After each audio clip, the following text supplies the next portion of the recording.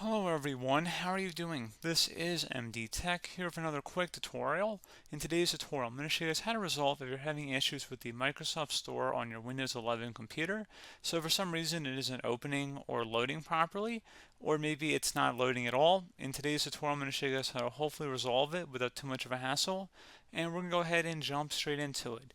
So we're going to start by selecting the magnify icon and type in WS Reset. That should be the best match that should come up. Go ahead and open that up to just left click on it. This is going to reset the Microsoft Store here.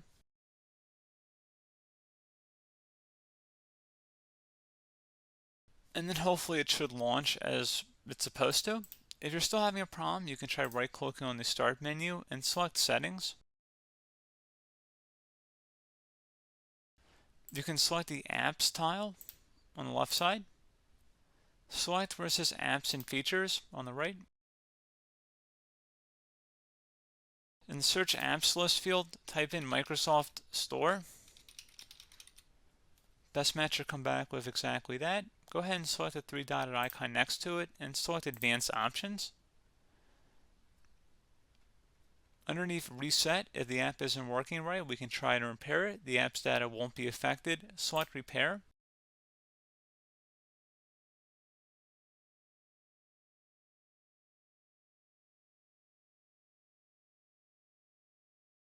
And if you're still having a problem, you can try resetting it, which will delete all data on the app. So go ahead and select that. This will permanently delete the app's data on this device, including your preferences and sign-in details. Go ahead and select Reset.